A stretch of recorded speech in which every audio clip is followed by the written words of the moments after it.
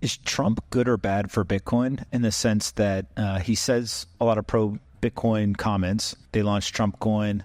Then there's talk of a strategic Bitcoin reserve. Sometimes you got to take the good with the bad. Donald Trump becomes the president. He's going to be a Bitcoin president. He's got a cabinet of Bitcoiners. He makes pro-crypto comments. The Mideast is buying. Everything is good. Like, how much better could it get? I was at the inauguration. There was a crypto ball. And not only was there a crypto ball, it was the party to be at. I mean, it was the turd in the punch bowl as soon as that thing got launched. Everyone looked at themselves and was like, oh, that just didn't happen. Bitcoinzilla stands out with its simplicity and clarity. We've crafted an experience that anyone can dive into, whether you're a crypto expert or just a new to the crypto world. Now, guess who keeps his eye on us? The author of best-selling book Rich Dad, Poor Dad, Robert Kiyosaki. And we want to take this opportunity and thank all the people who trusted us, and we read every comment. And the best part, it's free. Subscribing now means you will get all new information for free. Don't just follow the trends, stay ahead of them. Subscribe to Bitcoinzilla today and enjoy the new edge.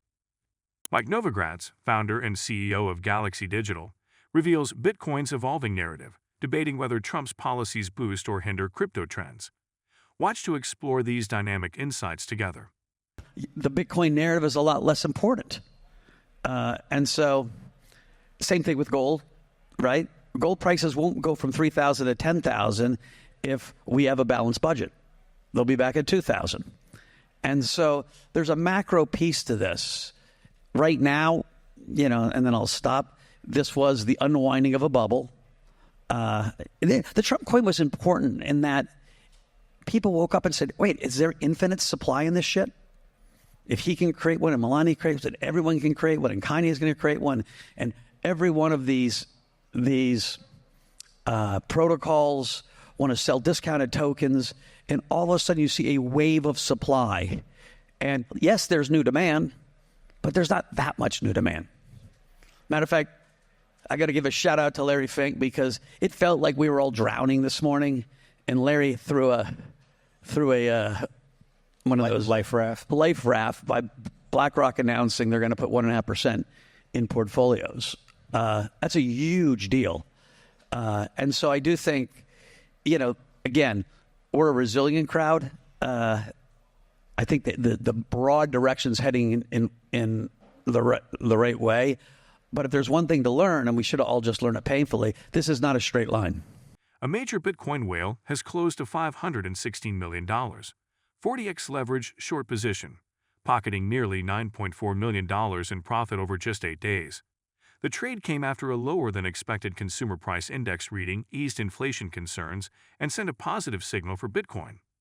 The whale opened the short position at around $84,043, and by closing it, avoided liquidation if Bitcoin's price had surpassed $85,592. Despite having to add $5 million to the position, the investors secured significant gains from Bitcoin's decline, according to data from Hedperskin. Following the trade, the savvy investor used his profits to accumulate Ethereum, purchasing over 3,200 tokens valued at approximately $6.1 million. This strategic move comes a day ahead of the Federal Open Market Committee meeting on March 19, which could further influence market sentiment toward risk assets. Analysts suggest that the lower-than-expected CPI reading may help stabilize Bitcoin's support around $81,000, potentially setting the stage for renewed upward momentum. The profitable trade and shift in asset allocation demonstrate how quickly market dynamics can transform challenges into golden opportunities. This trade underscores calculated market strategy. I don't know how much you can talk about it, but you've been very involved in a number of conversations, both here in the United States of people who became orange-pilled, but probably more importantly, there's a lot of conversations that have been happening in the Middle East. And I think that people, somehow the Middle Eastern investors, the sovereign wealth funds, they have become the pinnacle of what people think kind of smart money or institutional money is doing. You see that when Abu Dhabi Sovereign Wealth Fund comes out and says, hey, they own the ETF, there's an immense, kind of slew of headlines, and people just immediately, the sovereign wealth funds are here. What are a lot of those conversations like, and can you share any kind of insights of how some of these countries are thinking? Yeah, I think it was really, really simple. As much as I'd like to think it was my hit a flowery articulation of why Bitcoin was important. It wasn't. It was the moment Donald Trump stood on stage in Nashville and say, we are going to be a Bitcoin country. We're going to be a crypto country. It flipped in their minds. And they were like, if the U.S. is going to do, if Bitcoin's important to the United States, it's important to us. Man, that's actually a direct quote from the head of the largest sovereign wealth fund in the Mideast.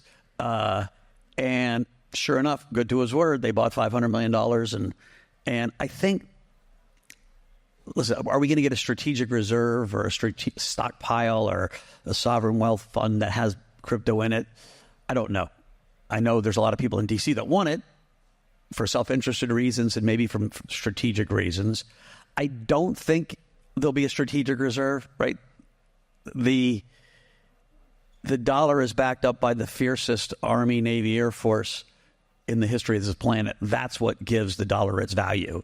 And to say, well, we need something else too, actually diminishes that story. Remember, the currency's a narrative just like Bitcoin is a narrative. But I don't think it's impossible for our government to say, we think this is important, we're going to have a strategic stockpile. Words matter, and that's getting kicked around. Why is that important? If the moment, again, we put something in our sovereign wealth fund, everyone else does too. And so I think that process could really be helpful. It's not essential, but you know, the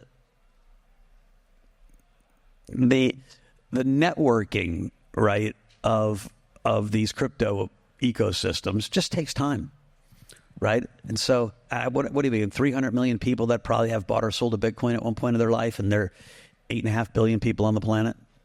Bitcoin is currently stalled below the $85,000 resistance level, caught in a tug-of-war between bullish optimism and bearish caution. In recent days, the price has fluctuated between daily highs of $84,000 and $85,200, but has consistently failed to close above $84,600. This indecisive behavior places Bitcoin in no man's land on the 1-hour chart, signaling uncertainty and heightened risk as investors await the upcoming Federal Open Market Committee meeting on March 18 to 19. The FOMC meeting, with its crucial interest rate announcement set for March 19 at 2 p.m. ET, has added extra anticipation to the market. Despite a 99% probability that rates will remain between 4.25% and 4.5%, market participants are closely watching for any hints from Fed Chair Jerome Powell that could alter sentiment. Although a lower-than-expected CPI reading has eased some inflation concerns, the data still shows consumer inflation and PCE levels above target, keeping traders alert. For Bitcoin to push higher and target the $90,000 mark, bulls need to flip the $85,000 resistance into support and reclaim the 200-day exponential moving average on the daily chart.